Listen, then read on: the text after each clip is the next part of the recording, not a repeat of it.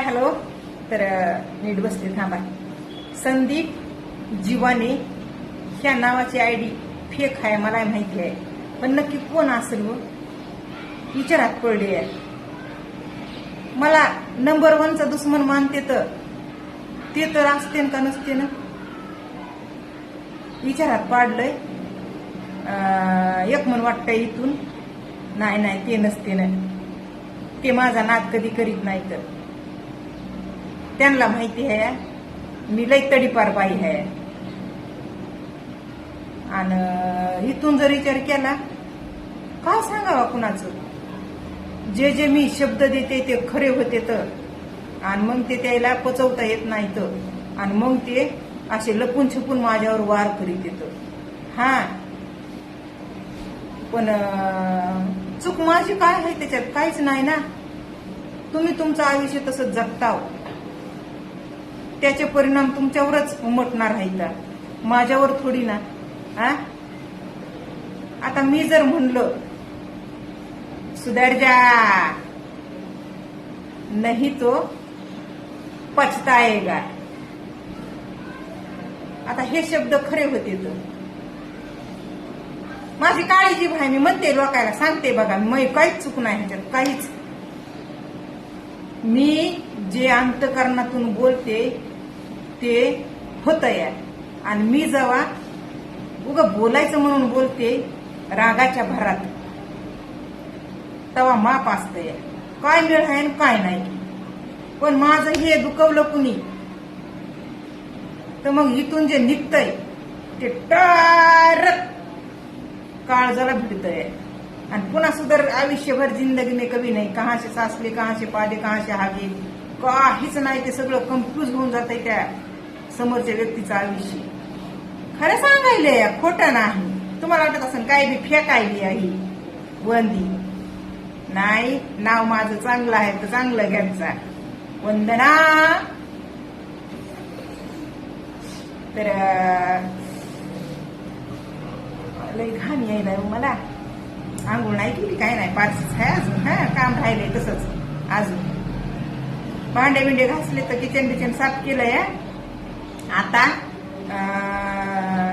पोचा मारायचा आहे आणि मग आंघोळ करायची आहे, आणि दळण घेऊन जायचंय अजून. दळण घेऊन यायचंय घरी, पुन्हा मग बाजारात जायचंय अजून. काही शॉपिंग करायची थोडीशी मला माझ्या मुलांसाठी, ते माझ्या बहिणीची मुलं आणलेत ना त्यांच्यासाठी. तर लय काम आहे तर त्याच्यामुळं मला ना युट्यूबला एक व्हिडिओ पण टाकणं नाही झाला कालपासून. असंच व्हायलंय मला, हँडलच व्हायला काम घरातले. तर कुणाबद्दल काय विचार करावा हे फुरसत नाही आहे आम्ही. पण हे संदीप जीवाने नक्की कोण आहे हा प्रश्न छाळायला आहे का. तर त्याच्या आयडी वरच्या पोस्ट बघून त्या पोस्टावर डाऊट यायलाय मला.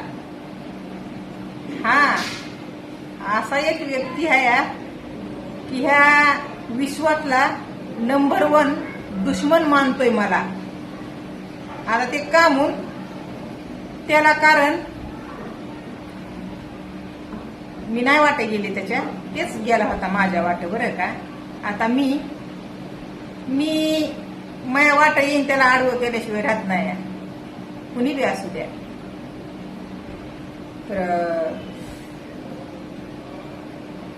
माझ्याबद्दल वाईट विचार ठेवणाऱ्यांची अशी दशा करून सोडते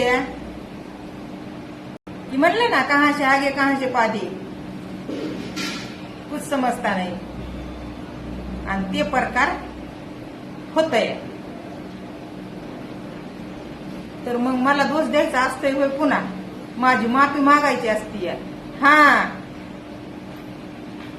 आणि माफी मागितली तरी बी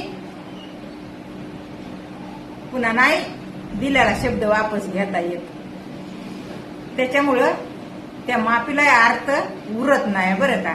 हे तर मी अगदी चांगल्या पद्धतीनं समजू शकते, आणि म्हणूनच मी अपेक्षा कुणाकडून करीत नाही बरं का. बराबरी केव्हा होती जेव्हा त्या गोष्टीला कोणती असू द्या, आपण विरोध करायला खंबीर असलो ना तवाच बरोबरी होतीये. हा, इग्नोर करायचं नसतं कुठल्या गोष्टीला, कळलं का? का तर बघताय ना सोशल मीडियावर एका बाईने कपड्यावरून एक व्हिडिओ काढला. आता त्यामध्ये ती सुद्धा इन्व्हॉल्व्ह होऊ शकते बरं का, कारण की तिचा एक पहिनावा एवढा काही खास नाही आहे, चोपून चापून. तर ती बोलू शकते ना की आता माझी काय चूक आहे, जमानाच तसा आहे.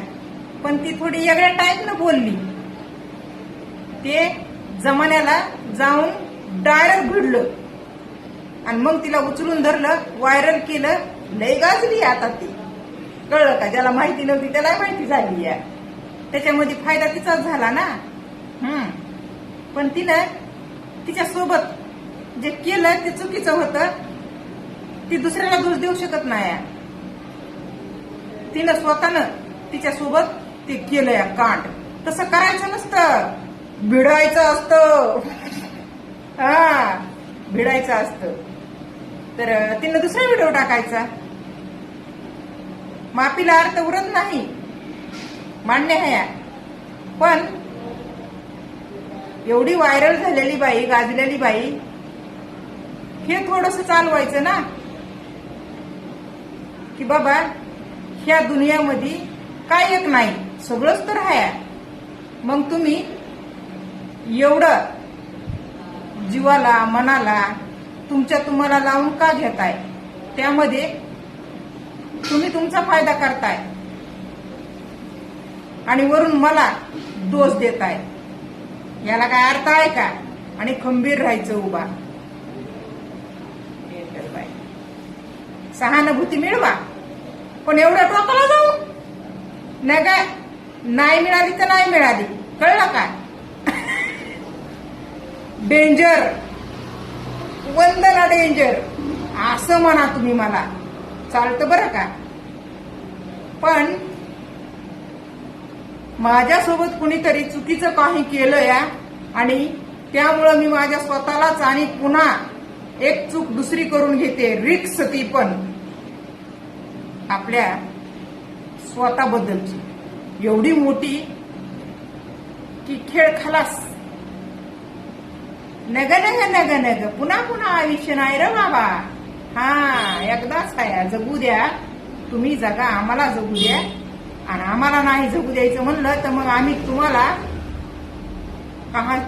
नग तेच सारखं सारखं म्हणायचं. हा, तुम्हाला कसं जगता येईल हे अनुभव तुम्हाला असायला पाहिजे बरं का. तर ते ज्याला जे समजायचंय ते समजू शकतंय. आता त्याच्यावर काही कोणी करू शकत नाही.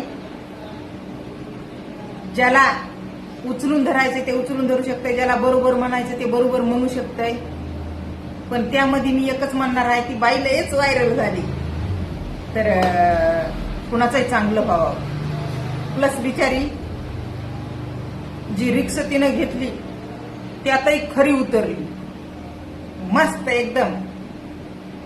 जे झालं ते होऊ नव्हतं आणि आता झालंयच खरं, तर ते मान्य केलेलं बरं. कशाला कुणाला दोष द्यायचा या. हा, तसंच त्याच पद्धतीनं कुठंतरी मी लोकांना चांगल्यासाठी एक मोटिवेट करत असते. ऐकलं तुमचं चांगलं, नाही ऐकलं तुमचं आयुष्य. तुम्हाला काय करायचंय त्याच्या संग ते करू शकता ना. खरं आहे का नाही? हा, असे विचार ठेवले, कमीत कमी किमान आपल्या स्वतःचं आयुष्य आपल्याला जगायला एकदम मस्त, एकदम मस्त. तुम्ही तिकडं कुठं काय करायचंय ती करा, आम्हाला काय घेणं देणं आहे. तर असे काही आहेत बरं का.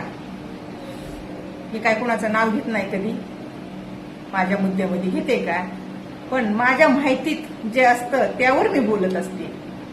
तर मी बघा, मी एक समजा मोटिवेट केलं होतं की हा चुकीचा मार्ग सोडून दे आणि तुझ्या स्वतःच्या एक लाईफ लाईन बद्दल विचार कर, करिअर बद्दल. आई बाप हा एक परिवार, जबाबदारी असते घराघरामध्ये त्या मुलाच्या खांद्यावर. चमायला नंबर 1 ला दुश्मन घोषित केलं मला आणि वरून ब्लॉक बी करून टाकलं आणि त्याची चाल ती काय सुटली नाही, शेवट कडीला काढला. आणि मग आता कुठंतरी नक्कीच विचार येत असावा, मायला आपल्या लाईफ मध्ये हे काय घडायलंय. नाही बी आला विचार तर अजून काही टायमानी, काही दिवसांनी, काही वर्षांनी येणार म्हणजे येणार. चुकीला माफी नाही. बघा तुम्ही, पुण्य कितीही करा, त्याला असं म्हणजे देतं का महत्व कोणी.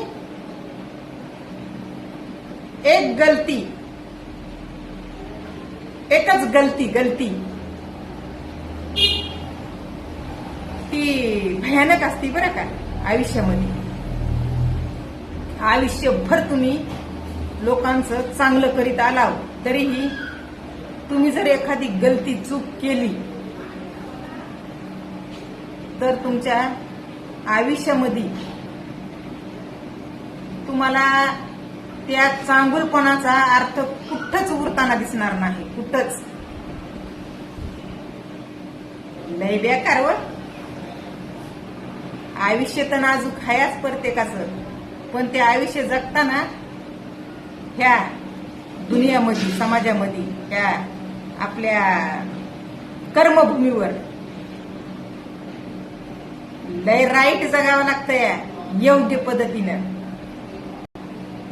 तेव्हा मग आपण ढगात गेल्याच्या नंतर आपण जातो का नाही माहिती नाही, इथंच तर नष्ट होतंय सगळं, राख. पण ते धुप्पन जातंय.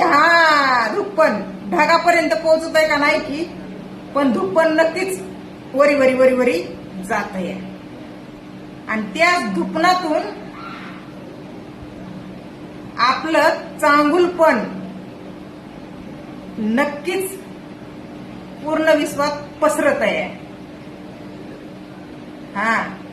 आणि तिथे आपल्याला भीती कुणाची सुद्धा नसणार आहे, कुणाची सुद्धा. कुणी डोकं बघायला का जरी बघत असतील, मायला फलानी गेली, हे दुप्पन निघायलंय तिचं. आणि जर कर्म आपले वाईट असतील, आरती जळाली गेली, ते तिचं दुप्पन चाललंय वरी, असं होणार आहे. बाबांनो, माझे कर्म चांगले आहेत रे वागांनो. तुम्हाला समजून घ्यायचंय का नाही घ्यायचंय ते तुमच्यावर आहे. माझा दोस्त त्याच्यात काहीच नाही. बस झाला आता, उगत चला जायचंय मला काम करायला. मोलकरीण ती प्रत्येक गृहिणी घराची मोलकरीण. तिला कोण म्हणतंय? काम आपण नाही केलं तर मग त्याचे परिणाम चांगले कुठं असतात, वाईट होत येतात. सकाळ उठायला उशीर झाला ना, डबा बनवाय तर नवऱ्याचा थोबडा बघावा,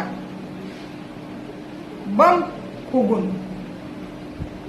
गपगुणानं दुसऱ्या दिवशी लवकरच उठायचं, काहीच बोलायचं नाही.